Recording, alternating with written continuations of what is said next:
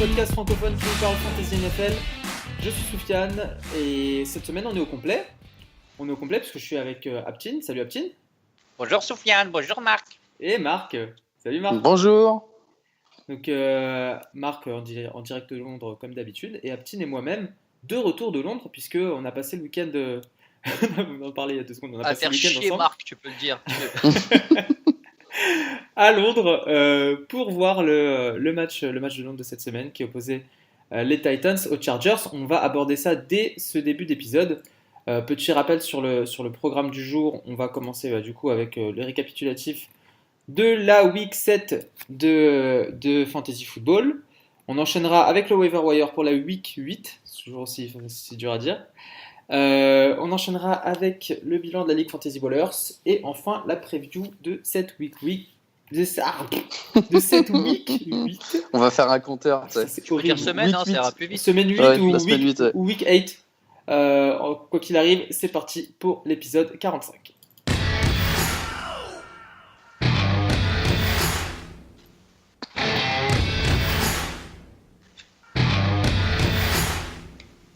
Alors, on va passer rapidement sur le match du jeudi soir qui opposait les Broncos aux Cardinals. Une boucherie, puisque les Broncos l'ont emporté 45-10, avec une grosse défense qui rapporte 33 points côté Denver.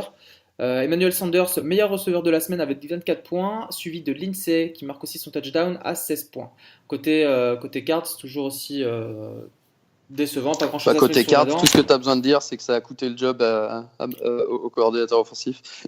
Qui s'est fait virer, absolument. David Johnson rapporte 9 points, Fitzgerald avec un sursaut grâce à son touchdown rapporte 12 points. Mais pas grand chose d'autre à dire. De sursaut à 12 points quoi. On est ouais, bien c'est moche. Et la défense de Denver, 3 interceptions, 2 fumble recovery et 6 sacs. Ils avaient prévenu, hein. C'était pas faux d'avoir prévenu. Ouais. Défense que j'ai startée en Ligue FB, mais on va voir par la suite. Ça n'aura pas suffi, malheureusement. Et on enchaîne du coup avec le match de la semaine pour nous, puisqu'on était sur place. Le match de Londres, Chargers-Titans, qui s'est terminé sur le fil.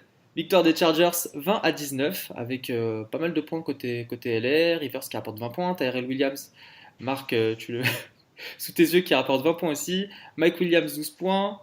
Keenan Allen, 10 points seulement. Et côté Titans, Eckler seulement 10 points aussi, enfin 9 points. Et, 9 points. Et malgré Melvin Gordon blessé, on pourra en reparler tout à l'heure, mais blessé à la cuisse, on voit avec les running backs que les blessures à la cuisse, c'est pas une bonne nouvelle.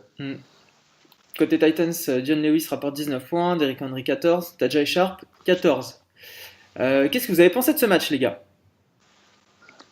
Déjà, très plaisant au niveau du score parce que même si Tennessee c'est très chiant à voir comme on l'avait prédit, très ennuyeux, très délibéré. Ça veut pas dire que c'est mauvais, c'est plutôt efficace même, mais c'est vraiment très très lent, très délibéré, énormément de courses, first down, second down. Ça nous a même fait commenter sur Mariota en disant mais finalement il est peut-être pas si mauvais, mais c'est juste le mec il a une chance à chaque fois de faire un truc parce que les 2 premiers first down, second down ils font un hand-off. Sinon, forcément en fantasy, pour ma part, j'avais dit, je jouais contre Tyrell Williams et j'avais Keenan Allen. Alors je disais à mes 2 collègues, les gars, alors le 16, il est où le 16 ? Tyrell Williams, lui, il faut pas qu'il touche la balle. À peine le temps de dire ça, premier snap du match, bim, un fade, 75 yards. Une minute après, alors pour la vérité, Marc me dit, on s'en fout de qui est qui, il faut juste que le 16 ne marque pas et que le 13 marque. Et là, snap. Et là, je les vois côte à côte sur le côté gauche. Je me dis, regarde, il y a le 13 et le 16 côte à côte. Tyrell Williams qui part et qui marque. Et c'est là aussi tout le fun de voir un match en vrai quand t'as tes joueurs en fantasy, c'est encore plus drôle. Et plus généralement, du coup, la NFL à Londres, c'est du coup pas la première fois que vous y assistez, qu'on y assiste, puisqu'on y allait ensemble il y a 2 ans aussi. Qu'est-ce que vous en pensez en général ? De quoi du match ou de la NFL ? La NFL à Londres, comment c'est organisé ? Est-ce que c'est sympa, l'ambiance, etc. Ouais, c'était pas mal. Alors, il y a un peu moins d'animation que les années précédentes, je trouve. Ils n'ont pas fait cette année l'animation sur Regent Street, qui faisait tout le temps dans le centre. Sur un des 3 matchs, il y avait un samedi où il y avait plein d'animations en plein centre-ville qui faisait quand même beaucoup parler de la NFL. Ouais. Bon, j'imagine qu'il y a des raisons pour lesquelles ils ne le font pas cette année, mais c'était un peu dommage. Et nous, je sais pas trop comment on s'est démerdé, mais on a loupé la fan zone, enfin l'espèce de tailgate où il y a quelques animations aussi autour de Wembley. D'ailleurs, du coup, on a loupé un de nos auditeurs qu'on devait retrouver. Mais j'ai trouvé que globalement, peut-être que Wembley s'y prête moins bien, mais par rapport à Twickenham, l'ambiance à Twickenham, autour de Twickenham était plus sympa quand on était il y a 2 ans. Ouais. Le stade de Wembley est évidemment plus moderne et plus agréable que Twickenham pour le coup.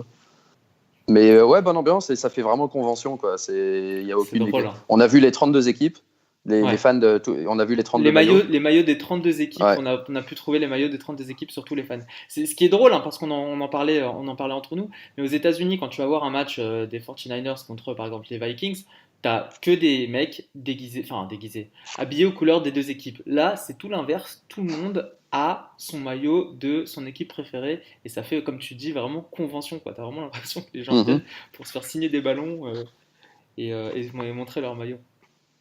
Ouais, c'est exactement ça. Oh, Eli Apple a été envoyé au Sens, j'avais pas vu ça. Ouais. On a tradé Eli, ça y est. Mais pas le bon. Et du coup, est-ce que vous recommanderiez d'aller aux éditeurs, par exemple, d'aller voir un match à Londres? Est-ce que ça vaut le coup, du coup? Bien sûr. Ouais, absolument. Ouais. En termes de prix, par exemple, le range de prix des places. C'est très cher, mais en fait, je trouve que c'est moins abusé que le match de basket, par exemple, qui en comparaison avec le prix que ça coûte, si vous allez aux États-Unis et que vous voulez voir un match pendant l'automne, ça coûte cher aussi. Enfin, vous savez mieux que moi, mais tu trouves pas grand-chose à moins de $100, non, par exemple, pour voir les Giants.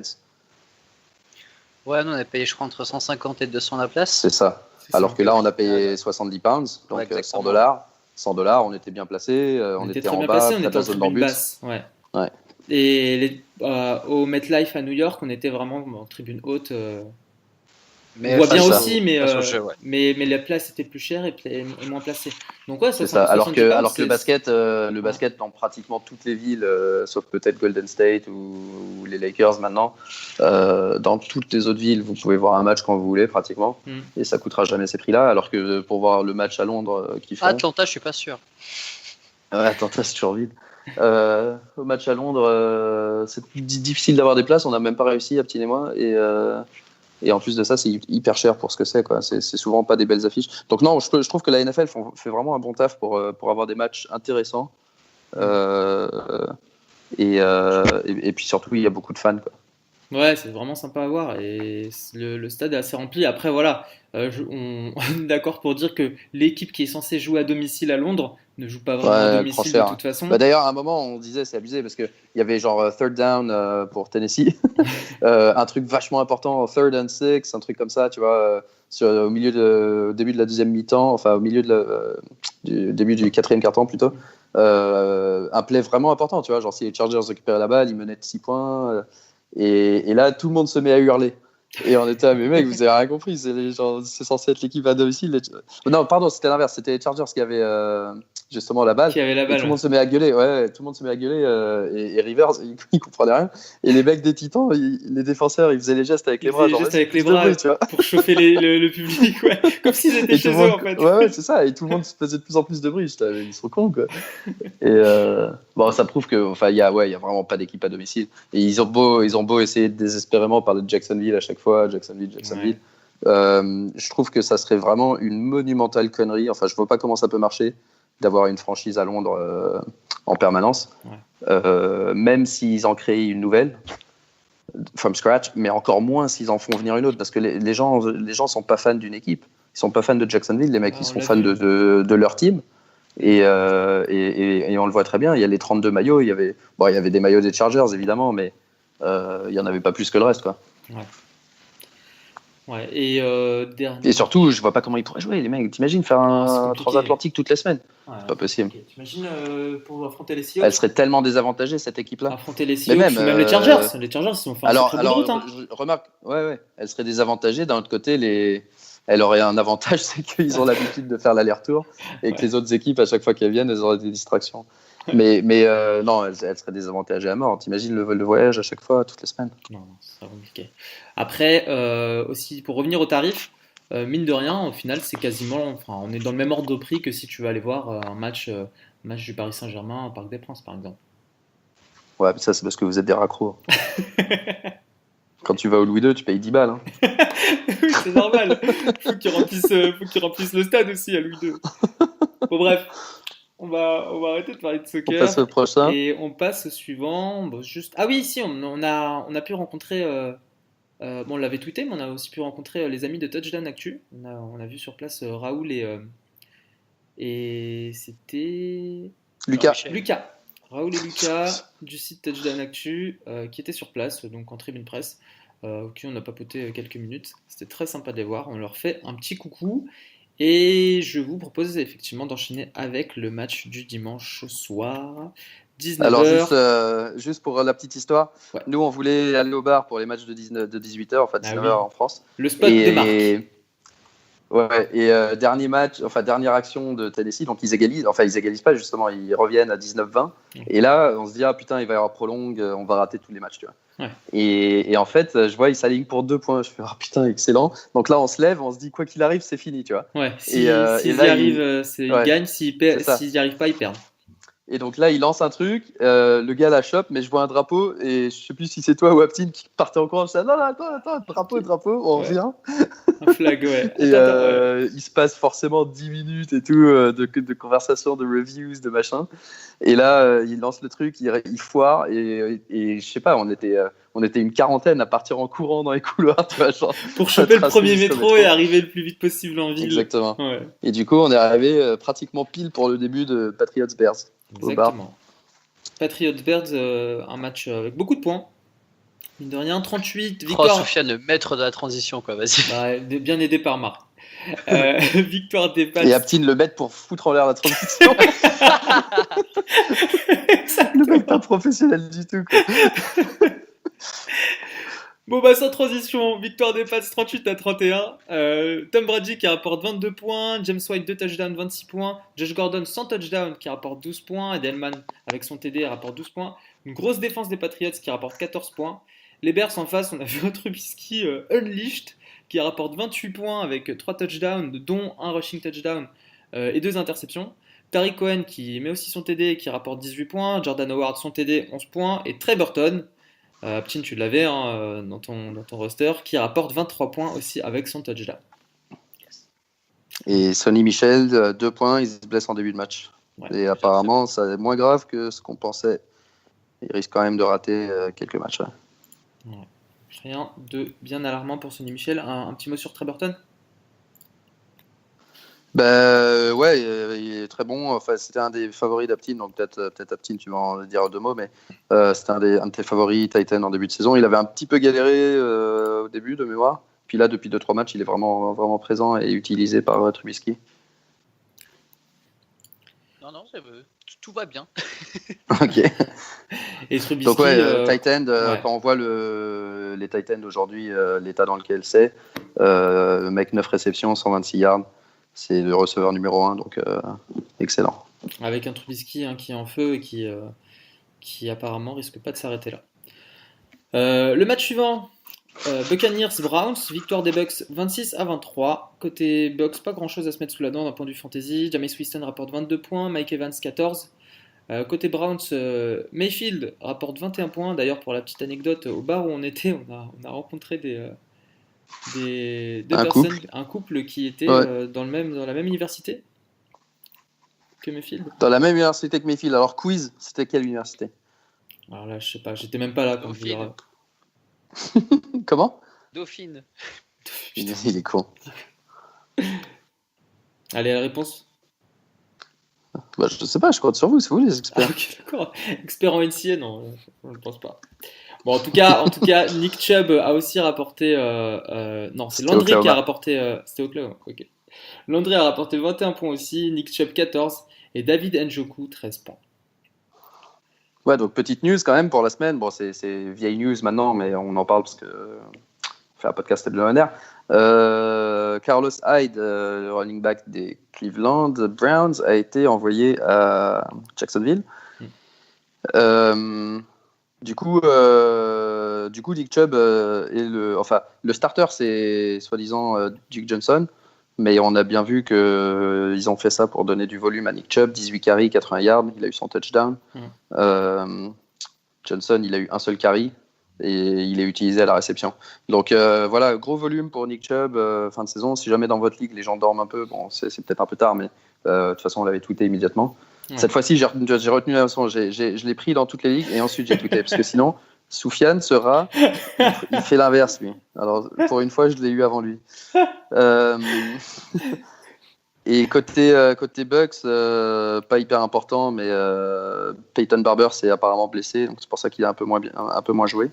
Et du coup, ça pourrait être l'opportunité qu'on attendait pour Ronald Jones. Mais bon, globalement, c'est pas un backfield hyper attractif, Tampa Bay. Match suivant, petit match, pas beaucoup de points. Texans Jaguars, victoire des Texans 20-17. Lamar Miller rapporte 16 points, DeAndre Hopkins 13 points et Yeldon côté Jags rapporte 15 points. Hormis ça, il s'est pas passé grand chose, même le match n'était pas très intéressant. Si, il s'est passé que le quarterback a été benché. J'ai oublié son nom. Bortles. Des Jags, Bortles. Remplacé par Cody Kessler. Par contre, ils ont déjà dit que ce serait Bortles qui démarrait contre les Eagles à Londres. Eagles, bonne défense. Globalement, et ensuite bye week, donc c'est quand même des situations un peu fluides, tout ça, faire gaffe. Et il y a l'addition de Carlos Hyde dont on vient de parler, qui va venir s'insérer avec Yeldon. Donc Yeldon qui a été très très bon en remplaçant de Fournette. L'addition de Carlos Hyde indique potentiellement qu'ils sont très inquiets sur Fournette. Tout le monde dit qu'il reviendra après la bye week, mais pour le moment il n'y a rien de sûr et je pense pas qu'ils ont lâché un 5e round de draft pour jouer RB1 dans un match à Londres, ensuite aller en bye week et ensuite jouer les RB3 parce que si Fournette revient, Hyde il sert à rien parce que Yeldon c'est le RB sur les passes. Ils donneront pas la balle à Hyde. Donc Hyde il vient pour jouer le rôle de Corey. C'était Corey Grant le mec, le RB3. C'était Corey Grant, je crois. Ouais. Donc il vient pour jouer ce rôle-là et ils n'ont pas pris Hyde pour ça, tu vois, ils n'ont pas lâché. Donc à mon avis, ils sont assez inquiets sur l'état de santé de Fournette et même s'il revenait, ils vont vraiment le ménager en espérant aller en playoff, je pense. Yes.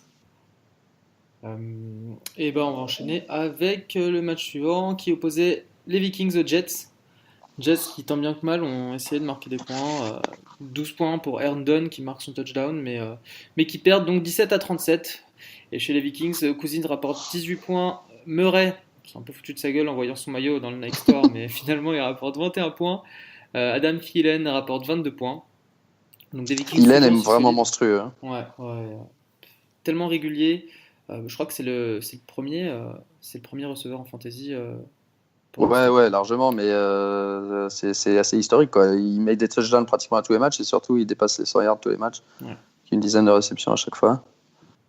Il était déjà en tête des receveurs avant, mais maintenant il est largement en tête devant Tyreek Hill d'ailleurs. Yes. Et Sanders. Exact, malgré son score cette semaine.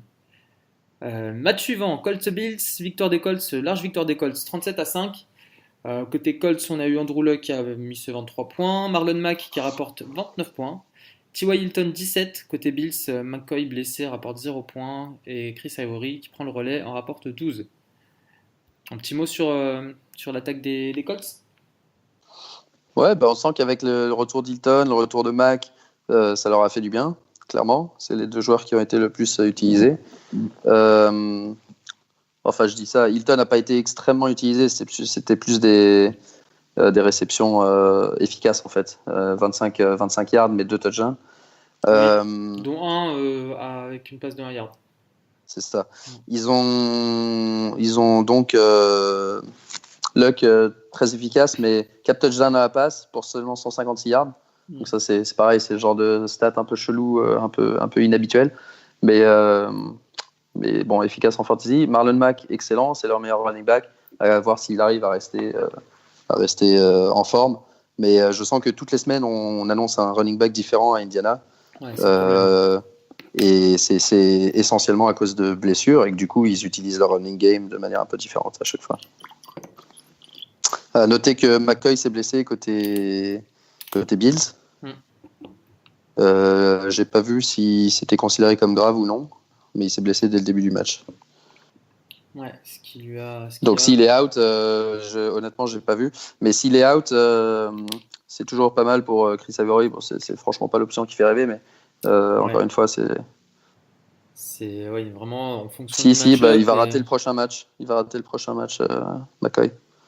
Et le prochain match, il affronte les Pats. Il joue en Monday Night Football, non? Donc est-ce qu'un Ivory contre les Pats vaut le coup? Ah non, pardon, il est pas sûr de rater le prochain match encore. Il est dans le protocole de commotion. D'accord. Ok. On passe au match suivant. Lions-Dolphins, baston d'animaux. Victoire des Lions 32-21. Avec du coup côté Détroit, Stafford qui rapporte 18 points, Kerryon Johnson sans touchdown qui rapporte 19 points, LaGarrette Blount qui lui en met un rapporte 11 et Michael Roberts avec 2 touchdowns rapporte 18 points. Côté Dolphins, Broncos Wheeler pour la deuxième fois consécutive fait un bon score, rapporte 18 points, Kenyon Drake 17 aussi pour Amendola et Frank Gore descend un petit peu, rapporte que 4 points. Ce match-là, on l'a vu que d'un œil, pour être honnête. Ouais, le match parfait pour Kerryon Johnson parce qu'il manquait théorique.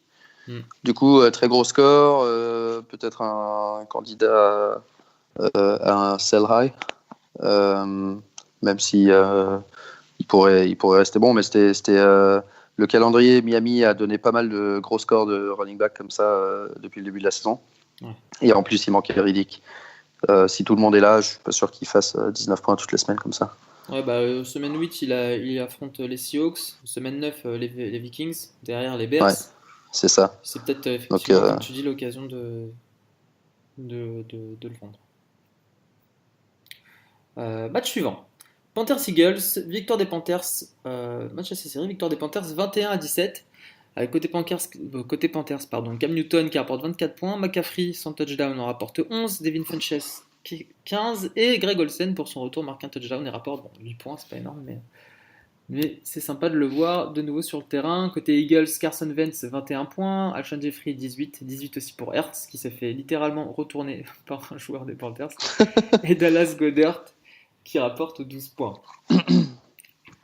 Donc pas de suspension pour Hertz de toute façon. Non, il a même pas été éjecté. Ouais, on voit les mêmes. Jeffrey Hertz côté Eagles. Running game, c'était intéressant parce que on essaie de voir ce qui se passera post-Ajay. 9 carries pour Smallwood, 8 carries pour Corey Clement, donc un split pratiquement parfait. Du coup, pas spécialement intéressant d'investir dans le backfield des Eagles. Côté Panthers, pardon? Non, je reprenais. Côté Panthers. Ouais, côté Panthers, c'est pareil, les suspects habituels, Funchess, McCaffrey et Cam Newton. Yes. Bah écoute, on enchaîne avec le suivant, un match qui s'est terminé sur le fil avec une tête de kicker qui est devenue un mème en une soirée. Victoire des Saints 24-23 sur les Ravens. Côté Saints, Camara rapporte 15 points, Michael Thomas 16, Watson 13. On s'y attendait un petit peu moins de points que d'habitude contre des Ravens. Côté Ravens, on a Joe Flacco qui rapporte 20 points, John Brown 23, tous les touchdowns étaient pour lui ce soir-là. Et puis alors qu'il s'attendait à remporter le match puisqu'il leur suffisait juste d'une transformation de... Enfin, à égaliser, pardon. Il leur suffisait d'une transformation pour... J'ai un trou de mémoire alors que je l'ai dans mon roster. Justin Tucker qui avait jusque-là marqué 222 sur 229. sur 222, c'est foiré et pas de prolongation pour les Ravens qui perdent d'1 point contre les Saints. Ouais, et je pense que la value de M. Camara est à son plus bas. Après le premier match où Ingram était revenu, puis une bye week, puis là il met 14 points, c'est bien, mais c'est pas ce à quoi les gens ont été habitués. Donc toujours continuer à targeter le propriétaire de Camara avec des offres de bâtard. Ok, ça roule. On enchaîne avec le derby du Western, Cowboys versus Vikings versus Redskins. Victoire des Redskins 20-17. Mais très peu de points en fantasy, hein, c'est un match assez... Western, je viens de comprendre. Je sais pas pourquoi il parle du derby. Cowboys contre Indians. Peu de points malgré tout chez les Redskins. Capri Bibbs qui supplante un peu Adrian Peterson grâce à un touchdown, rapporte 14 points, et puis lui en rapporte 11. Côté Cowboys, Prescott fait ses stats notamment dans le dernier quart-temps, il rapporte 24 points, avec deux touchdowns dont un à la course. Michael Gallup, côté Cowboys, rapporte 16 points, et Zeke qui déçoit avec seulement 5 points. Ouais, Zeke qui a eu le volume, mais pas la qualité, 15 carries, 33 yards. Et alors, la grosse nouvelle, c'est l'addition d'Amari Cooper. L'addition d'Amari Cooper. Amari, excusez-moi, Amari. Aptin, je sais pas où il doit être encore dans le train quelque part. Ouais, Amari Cooper, donc additionné. Ajouté. Merci. Aux Cowboys contre un premier round. Alors ça, c'est incroyable parce que personne n'aurait pensé que quelqu'un était assez taré pour donner un premier round contre Cooper. Mais manifestement, les Raiders, pour une fois, on se moque bien d'eux à chaque fois, mais là, ils sont très bien débrouillés. Surtout que c'est un premier round qui, si je dis pas de bêtises, c'est celui de l'année prochaine. Donc les Cowboys, ils sont pas ouf, quoi. Ouais. Ça pourrait être un top 10. Enfin bref, donc très étonnant. En termes de fantasy, je pense que ça veut juste dire, je pense que Aptin ne sera pas d'accord avec moi, mais ça veut juste dire un plancher un peu plus élevé et un ceiling un peu plus bas. C'est des performances un peu plus stables avec Prescott, mais je vois pas pourquoi ça deviendrait ouf d'un coup alors que ça marchait pas. Genre s'il fait des drops, c'est pas parce qu'il joue avec une étoile sur le maillot qu'il fera moins de drops. C'est pas une question de drop cette année-ci.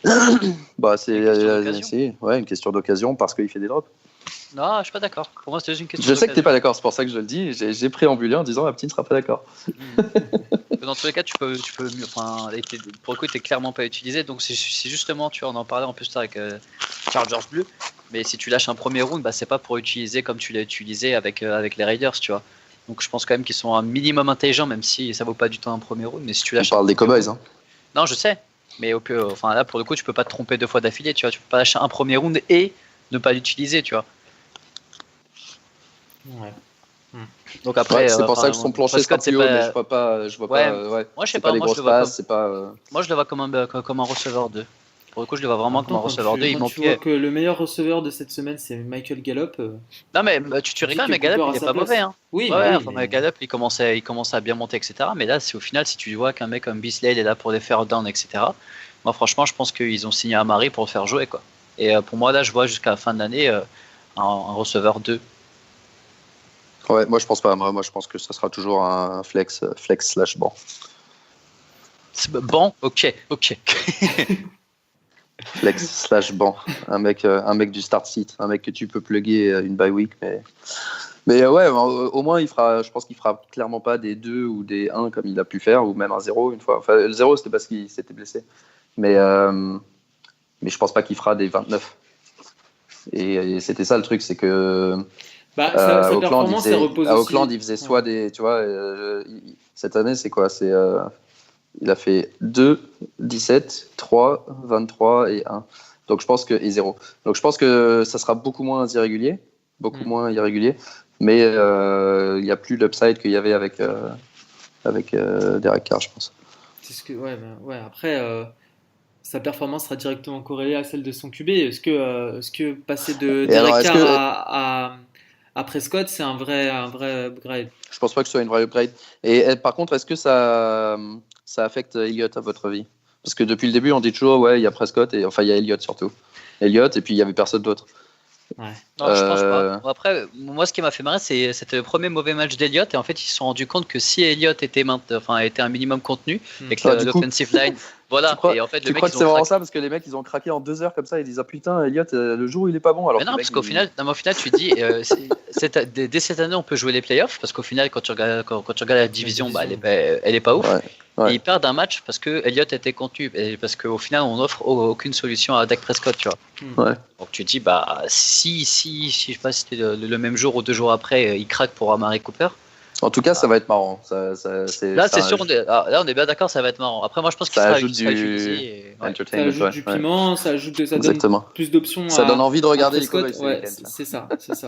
Et je pense que pour répondre à ta question, Marc, ça aura normalement, logiquement, un impact positif sur les performances de Prescott, puisque Amari Cooper reste quand même un très bon receveur et occupera un petit peu plus la défense adverse, qui du coup aura peut-être un gars en moins. Dans la boîte. Bon, on verra. Côté Oakland, du coup, vite fait, parce que comme ils sont en bail, on va pas en parler. Côté Oakland, est-ce que ça libère quelqu'un? Est-ce que vous pensez que, je sais pas, Jordi Nelson, un autre receveur, sachant que Marshawn Lynch s'est blessé aussi, vous achetez quelqu'un côté Oakland ou l'équipe ne vous intéresse plus? Jusqu'à la fin de l'année, je pense qu'ils vont user le tie-end. Ouais, cool. Le problème, c'est que ça va aussi réduire. C'est l'effet inverse aussi. Quand tu as une star entre guillemets. En moins dont tu dois t'occuper dans les squads de receveurs, c'est plus facile de se focus sur ceux qui restent. Est-ce que les performances des deux autres... T'as jamais vu de défenseur sur un tie-end, ça n'existe pas en NFL, ça, tu vois. Donc ils vont s'occuper de Jordi Nelson et Martavis quand il est là, mais après pour moi ça va être... Déjà ils avaient rien, alors là franchement je sais même pas si je vais même... Il y a Red Zone, je pense que je zappe, tu vois. Parce que là... ça va être... Déjà que c'était chaud avec 2-3 playmakers, enfin avec 2 playmakers, là tu dis ils enlèvent les 2. Et même au final, tu dis un mec comme Derek Carr avant la fin de l'année, pour moi, il est tradé, tu vois. Ouais. Après, sinon, il y a. Ils disent que c'est le seul qu'ils veulent garder. Ouais, d'accord. Et ils ont aussi dit qu'ils voulaient faire toute l'année l'attaque autour d'Amari Cooper.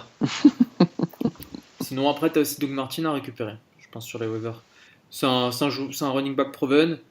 Voilà, après, faut voir ce que feront les Raiders. Je pense pas qu'ils soient meilleurs avec lui. Mais au moins, s'il peut prendre, je le vois peut-être prendre les 3/4 des points que pouvait rapporter à Marshawn Lynch sur le reste de la saison. Sinon, hormis ça, je vois pas trop les perspectives chez les Raiders. Moi, je parle pas des équipes comme ça. Ok, bon, on va enchaîner avec. Le mec s'est baladé tout le week-end avec une casquette des Raiders quand même. Parce qu'il me fallait une casquette comme ça, une casquette stylée qui aille avec mon manteau. Et c'est la seule qu'il y a. Ouais. Non, mais il y a toujours des excuses, toujours des bonnes explications. Bon, on passe de l'autre côté de la baie. On passe de l'autre côté. West Coast, LA Rams contre 49ers. Large victoire 39-10. Avec un Todd Gurley, avec 3 touchdowns, 29 points. C'est plus surprenant. Brandon Cooks, 15 points avec son touchdown. Robert Woods, sans touchdown, qui rapporte 11 points. Côté 49ers, c'était très pauvre. Raheem Mostert rapporte 10 points, alors que Matt Breida rapporte 0. Il en fait perdre 0,5 dans les négatif. Il en fait perdre 0,5 dans certaines ligues. D'ailleurs, il y a une ligue où tu as perdu de 0,4 et tu as Breida qui a fait moins 0,5. Exactement. Donc tu as toutes les raisons de le détester. Après qu'il ait fait foirer la performance d'Alfred Morris la semaine dernière sous prétexte qu'il était doubtful et qu'il est revenu le jour du match. Voilà, cette semaine, il te fait croire qu'il est healthy et au final, il se blesse. Ensuite, il fait un fumble. Ensuite, il revient. Il gratte quelques yards. C'est Robocop, le mec. Il ressort à cloche-pied. C'est n'importe quoi. Et à noter quand même George Kittle un peu au-dessus, côté 49ers, qui rapporte 18 points cette semaine. Un mot sur Kittle, peut-être? Non, tu viens de le dire, ouais. Un bon tight end, bonne entente avec Bafford. Ils étaient à l'école, à l'université ensemble. Et clairement, c'est le mec qui target. Moi, je pensais qu'avec le retour de Marquise Goodwin, on verra une attaque un peu plus équilibrée. Sur le seul drive un peu positif et efficace des Niners, c'était Kittle. 3 fois de suite. Donc, je pense qu'il va continuer à bien performer cette saison. Donc, on passe au Sunday Night. Juste un dernier petit mot côté Rams. L'attaque à la passe des Rams, l'attaque au sol, elle est inachetable, évidemment. Ouais, bien sûr. Et éventuellement, pour ceux qui sont soit honneurs de Gurley, soit qui ont de la place sur leur banc parce qu'ils ont passé les bye week, c'est le moment de commencer à investir dans des handcuffs un peu. Et on espère évidemment qu'il n'arrivera rien à Gurley, mais celui des Rams, que ce soit, alors je n'ai pas leur nom, mais il faut regarder qui joue RB2 et RB3 aux Rams. C'est toujours un mec. Ouais, c'est le genre de mec à avoir sur son banc, tu vois. Ouais. Exactement. Et leur attaque à la passe, surtout, excellente avec Woods, Cooks, Goff, éventuellement Cooper Kupp quand il reviendra. Et les prochains matchs, c'est 3 des 4 prochains matchs, c'est Packers, Saints et Chiefs. Donc des matchs avec beaucoup de points marqués, beaucoup de passes, beaucoup Donc je pense qu'ils vont continuer à se faire plaisir. Yes. Un match le En plus, Sunday Goff, c'est le spécialiste. Ouais, pardon. Goff, c'est le spécialiste de la petite passe raccro là, pour les stats. Ouais. C'est pas une vraie passe, mais c'est un hand-off vers l'avant et c'est considéré comme une passe. Ça me rend ouf. Ouais. C'est en train de ruiner la fantasy, ces passes-là. On en a parlé. Le nombre de touchdowns qui sont marqués, soi-disant, sur passe, alors que c'est juste un. C'est un hand-off vers C'est l'avant. un hand-off, ouais. La balle légèrement jetée en avant. Il la lâche 2 secondes pour avant. Le running back qui passe devant, alors que d'ordinaire, il la lui met dans les bras, quoi. Et ça compte comme une passe. C'est considéré comme une passe, je trouve ça un peu débile. On en a discuté longuement ce week-end autour d'un comité pour changer la fantasy. On s'envisageait de compter comme réelles passes celles qui sortent de la box et pas celles qui sont faites à l'intérieur.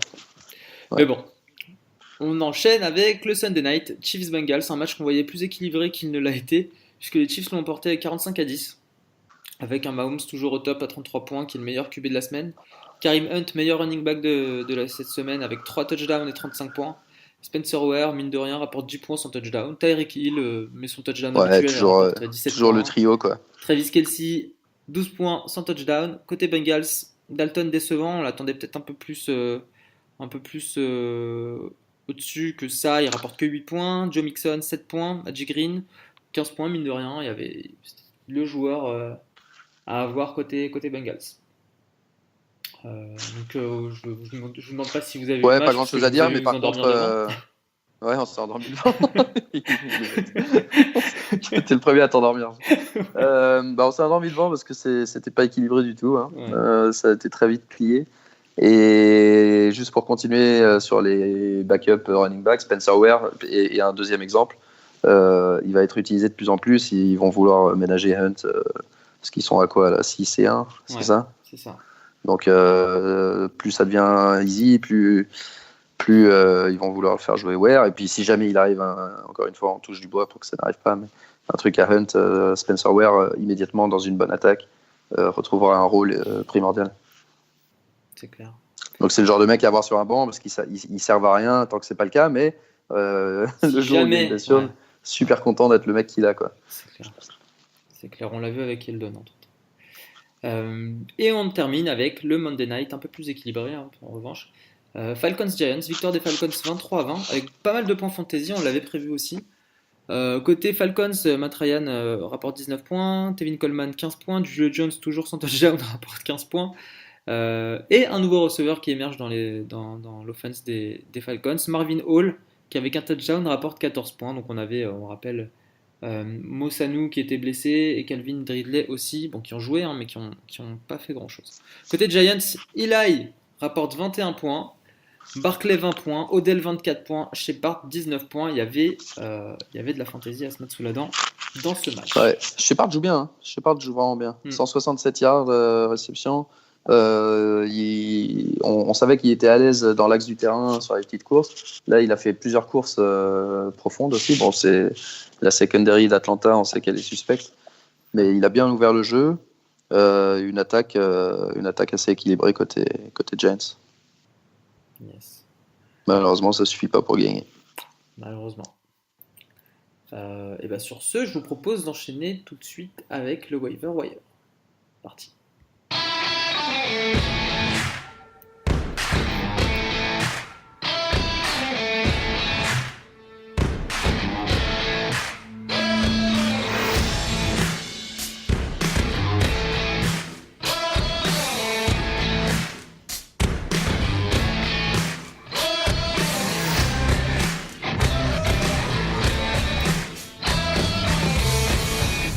Waiver wire pour la week 8.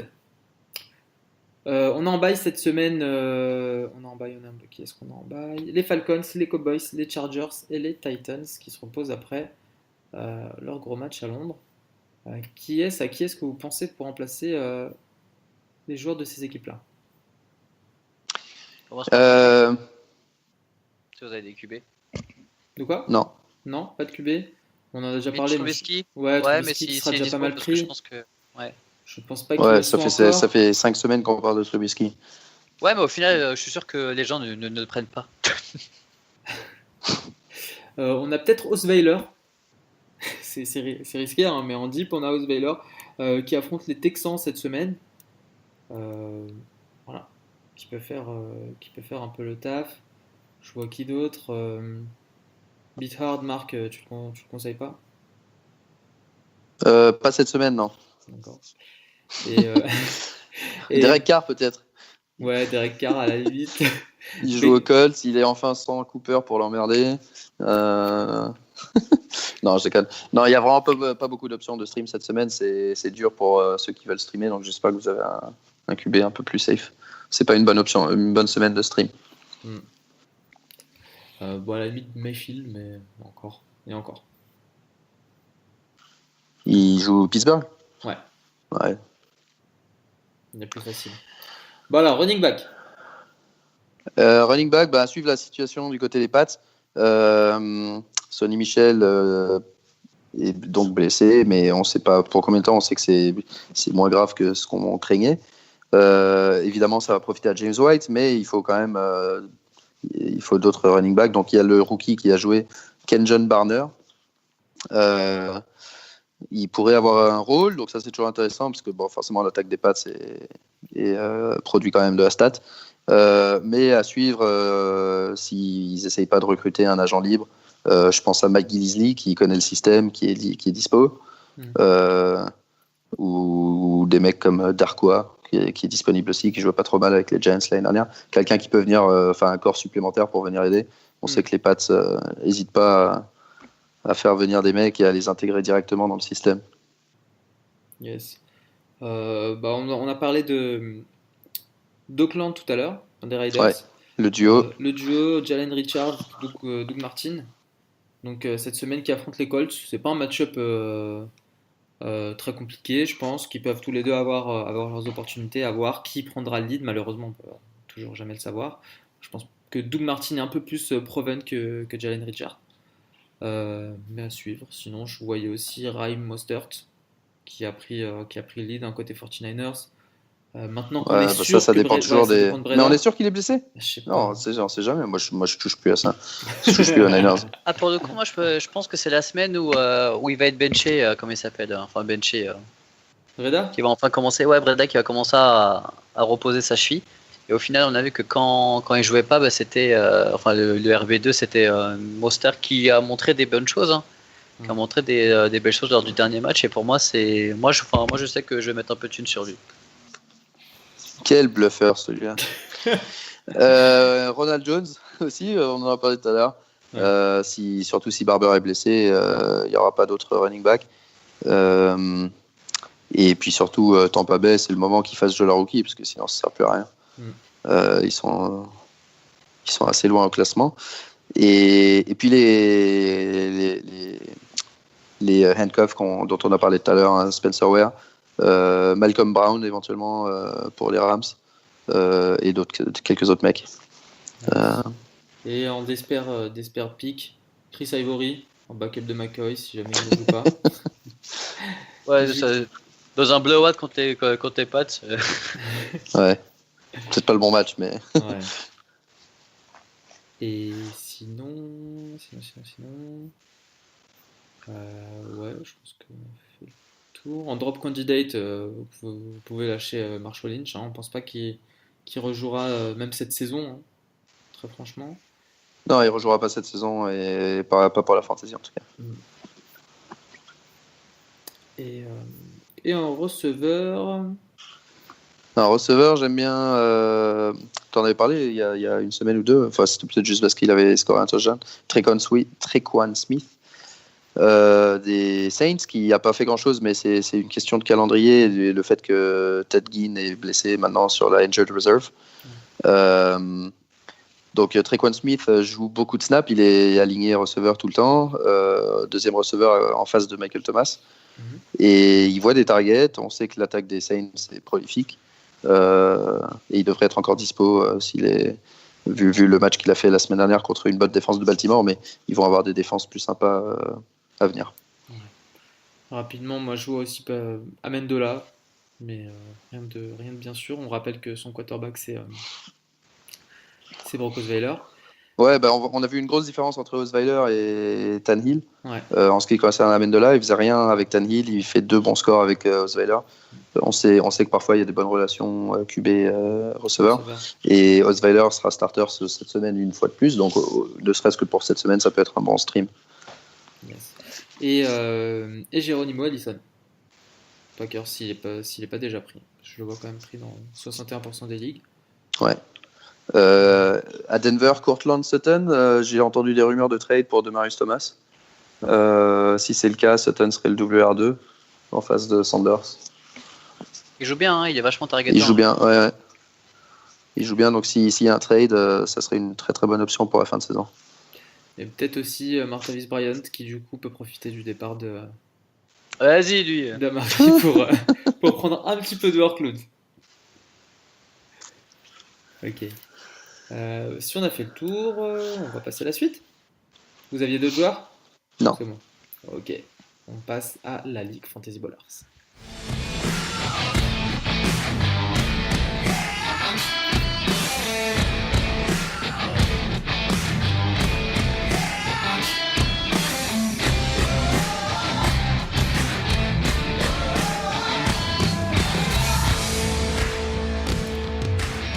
La Ligue FB. Alors, on en est où de cette Ligue FB? Qu'est-ce que vous avez fait cette semaine? On est à la mi-saison. Hein. Quasiment, ouais. Quasiment. On a passé la mi-saison de saison régulière. Moi, perso, j'ai perdu de nouveau. Ouais, moi aussi. J'ai perdu contre San Diego Chargers. 89-106. Notamment grâce à un magnifique touchdown de Tyrell Williams dans les premières secondes du dimanche. Sous tes yeux. Sous mes yeux. Ouais, semaine un peu dure pour moi. Il n'y a que Jarvis Landry qui a bien joué. Mark Ingram a été décevant. David Johnson a été décevant. Peyton Barber s'est blessé. J'avais streamé CJ Beathard qui a été très nul.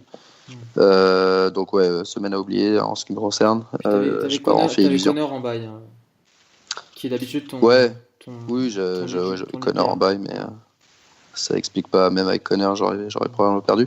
Par contre, forcément, si vous me demandiez pourquoi John Brown a tout d'un coup fait un très bon score après 2 scores mauvais, il suffit de regarder. Moi, je l'ai starté week 5 et 6. Il fait 7, 8 et 3, 8. Toutes les autres semaines, il est à 12 ou plus. Voilà, donc victoire de San Diego Chargers. Team Bélanger-Cloutier contre Seahawks Catalan. Seahawks Catalan a sa deuxième victoire. 113-75 avec un excellent Marlon Mack qui je crois qu'il garde au chaud depuis un certain temps. Quoique non, il l'avait drafté puis droppé. Personne l'a repris. Il l'a repris le 13 octobre. Donc bien joué, bien vu. Julio Jones qui l'a tradé en échange de Mike Evans.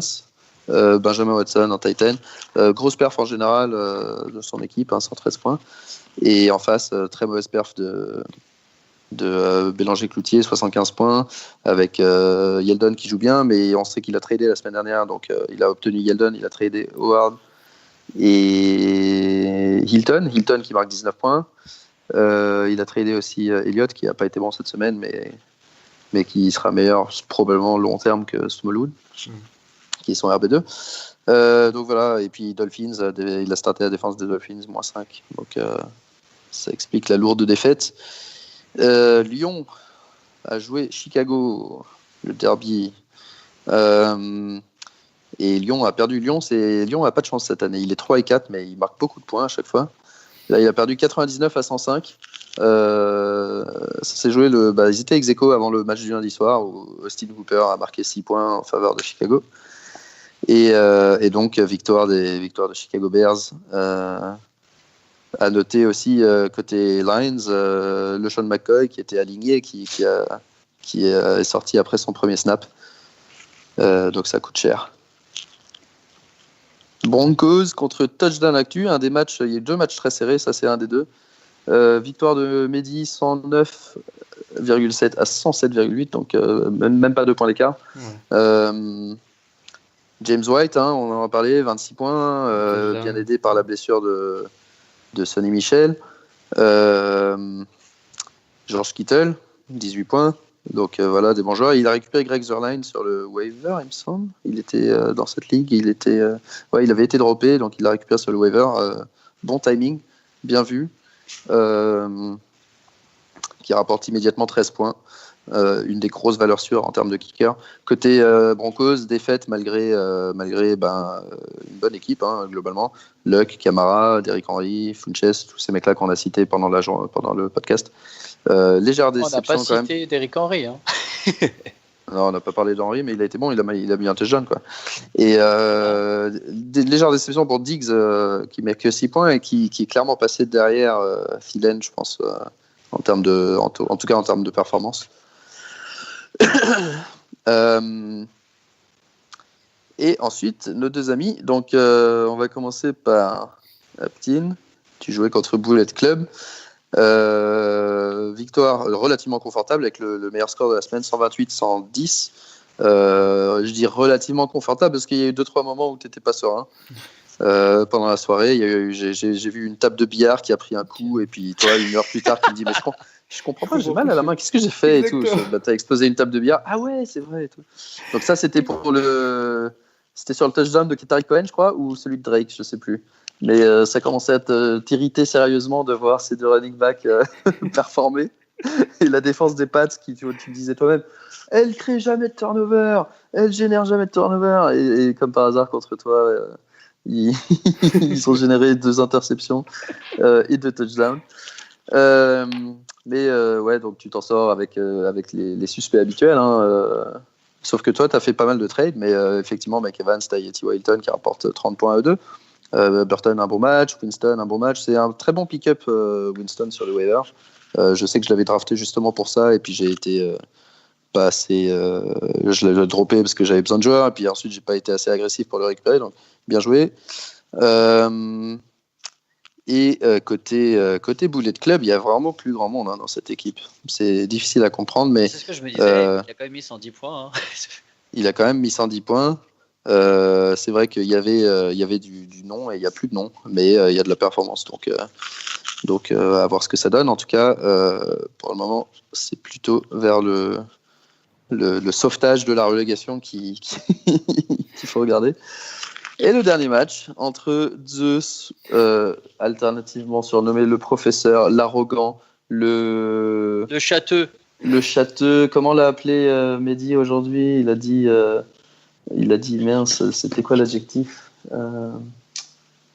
C'était un synonyme d'arrogant, mais c'était l'insolent. Voilà. Donc je pense qu'il faut qu'il dise Zeus l'insolent cette semaine, qui, selon, il dit lui-même, tout va mal. Tout va mal. La semaine catastrophe, il me dit. La semaine catastrophe. Et moi, je regarde, je vois Matt Ryan, 19 points. Todd Gurley, 29. Tyreek Hill, 17. Adam Thielen, 22. Et semaine catastrophe, il y a pire. Alors lui, il trouve que c'est la semaine catastrophe parce que Sonny Michel s'est blessé. En gros. C'est blessé pour ce match. Il revient. Et en plus, il revient. Sur son banc, en plus, on se disait, tiens, il s'est blessé, peut-être que Fournette, machin. Il va peut-être commencer à être en galère de running back. Et là, je regarde son banc, je vois Karen Johnson, 19, Philip Lips, 16. Donc, je me fais vraiment pas de soucis pour lui.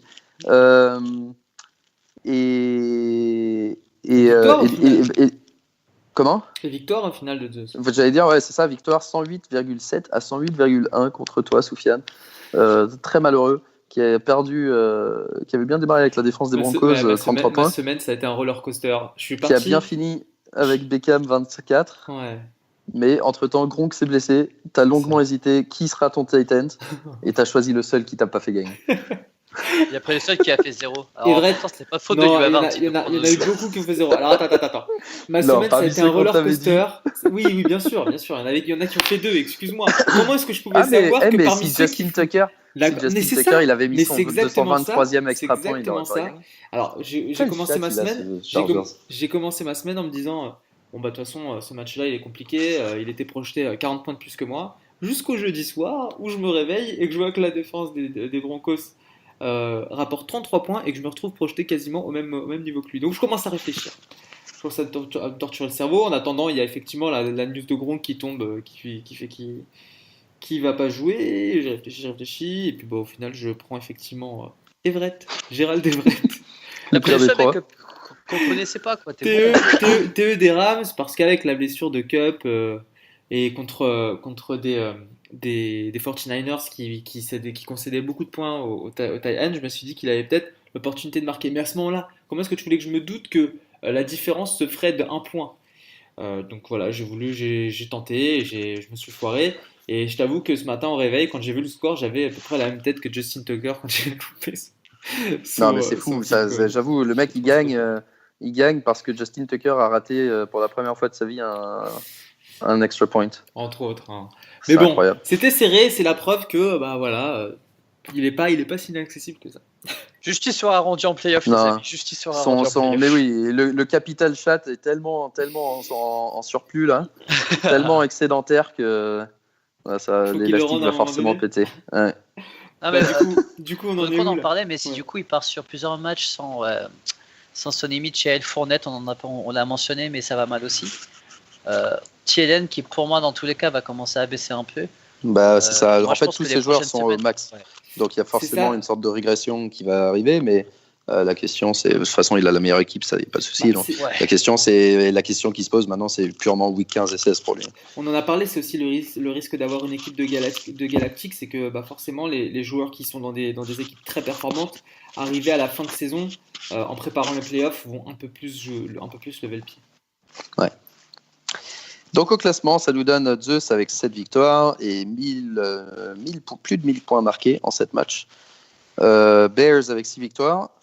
Puis il y a un petit gouffre. Alors ces deux équipes-là se sont constituées un petit matelas pour la bye week 14 déjà. Derrière, on a Ptin avec 4, San Diego Chargers avec 4, Soufiane avec 4, Mehdi avec 4. Donc du beau monde. Quelques équipes à 3, Team Lions et Broncos. Quelques équipes à 2, moi, Seahawks Catalan et Team Bélanger-Cloutier. Et le dernier actuellement, c'est Bullet Club avec une seule victoire et le moins de points marqués de la ligue. Donc les deux Canadiens en grosse difficulté là, hein, après plusieurs trades un peu douteux, en forte difficulté et pour le Québec, il va falloir réagir les gars. Ah, c'est Pour beau l'honneur ce que du tu dis. Québec. C'est ça. Voilà, on a fait le tour. Un petit mot très rapide à mi-saison sur la Rookie League FB. Ah oui. Alors, elle est où la Rookie League FB? Faut juste que je la retrouve. On est à mi-saison. Ils sont 14. Les deux premiers, après les playoffs, seront promus en Ligue FB. Pour le moment, les deux équipes à 6 victoires, Ravens et Nidal, qui sont d'ailleurs tous les deux très forts en pick-em aussi. Donc c'est intéressant de voir qu'ils sont bons en fantasy et en pick-em. C'est pas les top scorers. Le top scorer, c'est Assas Sitimino, qui a marqué 900 points, lui, sachant que c'est une ligue à 14, 900 points en 7 matchs, c'est excellent. Ensuite, il y a quelques équipes en difficulté, notamment notre ami Fred, une seule victoire. C'est très faible. Très très faible, mon ami. Et donc, non, globalement, une ligue assez serrée, c'est assez ouvert. Forcément, c'est difficile de se qualifier pour les playoffs. Il y a 6 places pour 14 équipes, on l'a vu l'année dernière en Ligue FB. Donc, ça se bat bien, c'est assez ouvert et on sera content de voir qui se qualifie pour les playoffs et puis surtout j'allais dire qui nous rejoint en Ligue FB, mais je me sens pas à l'aise. Peut-être que c'est moi qui vais les rejoindre en Rookie League l'année prochaine. Ne parle pas de malheur, la saison est encore loin d'être finie. La bataille pour les playoffs commence maintenant. Si on a fait le tour, je vous propose de passer à la preview de la Week 8.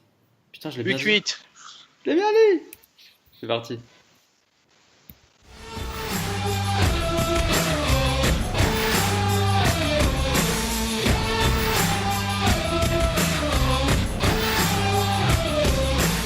Alors, Week 8, qui est-ce que vous affrontez? Moi, j'affronte Bullet Club. Ouais, la bye week. Arrête de dire ça, putain. C'est clair. Bah, C'est pendant à clair. chaque fois que je l'ai dit. Moi, je suis contre Broncos. Et toi, Ptine, contre Mehdi de Touchdown Actu. Ouais, je vais le fumer. Ok. Et on a un duel au sommet entre Chicago Bears et Zeus le professeur qui va au final en fait conforter plus ou moins conforter leur avance à l'un ou à l'autre. Ouais. Côté NFL, Alors, Quelle côté affiche nous NFL. intéresse cette semaine? Alors, Thursday night, Miami-Houston, non merci. Ensuite, Waouh, je Bah, m'en- Philly Jags, c'était un match qui était très demandé à Londres. Ouais. Deux équipes un peu plus en difficulté que ce qu'on pensait, hein, toutes les deux à 3 et 4. L'équipe qui perd ce match va partir en bye week avec sur vraiment une mauvaise série. Donc ça, c'est intéressant rien que pour ça. Ouais, l'équipe qui perd ce match partira en bye week avec un 4-4. Ouais. Oh, Non, c'est bah dingue. 3-5. 3-5. Ah, 3-5, autant pour moi. Ouais, Celle ouais. qui gagne aura 4-4. Pardon. Et je vois deux grosses affiches dimanche soir. Avec, Cleveland-Pittsburgh. non, même pas. Non, De Baltimore, Carolina. Redskins-Giants. Non. non, je. Colts euh, Raiders. Ah, pardon. je pensais plus à Packers Rams et Saints Ouais, ok, Vikings ouais. qui sont. Saints Vikings, ça va être sympa. Ouais. Ouais. Malheureusement, Deux- c'est en pleine nuit. Ouais, ça c'est dommage. Et je pense deux préposés au top affiche. Captain nous pondra d'ici ce week-end. Et juste pour deux matchs intéressants, même si. Enfin, un match intéressant parce que les Cowboys ne jouent pas cette semaine. Donc, un match intéressant purement pour voir ce que ça donne avec le nouveau coordinateur, c'est Niners Cardinals. Pas intéressant en termes de qualité de jeu, mais juste pour voir si, surtout côté Cardinals, si si quelque chose change, quoi. S'ils utilisent David Johnson différemment, ce qu'ils font. Donc, D'accord. voilà. Ok, Et ok. j'ai pas de prono cette semaine. Pas de D'accord. pronostic. J'ai pas eu le temps de regarder. Je t'avoue que c'est la première fois que je regarde le calendrier là, pour la semaine prochaine. Ouais. Donc, T'as pas de eu ta pronostic. dose avec nous deux. Toutes les Ouais. choses. Ouais, c'est un week-end qui est passé très vite. Ouais. Mais non, effectivement. Alors, un petit mot sur le Pick'em peut-être. Ouais, Euh, j'ai gratté un où peu. est-ce- On en est où? On en est Fantasy Ballers. Eh ben, c'est Julien en tête avec moi et Chris Ravens toujours. Seahawks Catalan nous talonne d'un point. Puis Nidal, Gonzo, un ami de Seahawks Catalan, et Aptin avec 66. Donc ça c'est bien serré. Toi, Soufiane, t'es toujours un peu derrière, mais 12e. depuis quelques semaines, le classement n'évolue pas énormément, les écarts se creusent pas, donc tout peut arriver. Ouais, j'ai 8 points. Je suis 12e, j'ai 8 points sur vous, les premiers. 8 points de Ouais. retard. Ouais. Donc, oui, il reste encore des matchs, c'est encore jouable. Et puis, on va continuer tranquillement. Ouais, bah, là pour le coup, on est vraiment même pas à mi-saison, parce que Ouais, ce jeu, il continue jusqu'à la week 17. exactement. Bah, écoutez, les gars, si on a fait le tour du planning de la week 8, je vous propose de rappeler où est-ce qu'on vous retrouve sur Internet. @MajorMilou FB pour moi. Aptine? Ouais, ma GGI. Ok. Tu es un mec bourré que t'as réveillé. Ouais. Moi-même, @Soufiane FB, le compte de l'émission @FantasyBallersF, le site web fantasyballers.fr, retrouvez-nous sur les applications de podcast, sur YouTube. On se donne rendez-vous pour le top affiche et le start and sit avant ce week-end. Et puis d'ici là, les gars, je vous souhaite récupérez déjà pas mal du week-end qui vient de passer. Et puis bonne semaine de NFL. Yes, et la semaine prochaine, on change d'heure en Europe, donc ça veut dire que les matchs commenceront 1 heure plus tôt. Attention. Ah, purée, trop bien ça. Ça veut dire que le Sunday night il commence à minuit en France? Non, il commence à minuit chez moi, donc à 1h20 chez toi au lieu de 2h, c'est ça? Au lieu de Ouais. 2h. Mais pour moi, ouais, minuit. Et après, c'est moi le mec bourré. Ouais, allez, Mais par contre, la soirée commence à 6h, enfin, tout est plus facile, mais par contre, il ne faut pas se louper sur le cut-off, c'est 6h au lieu de 7 pour vous. pour les starts de dernière minute. Yes. Et les changements dont tu es friand, Marc. Ouais. Bon, on dit à nos auditeurs à la semaine prochaine et bonne semaine de NFL là-dessus. Bonne semaine. Ciao. Ciao. Au revoir.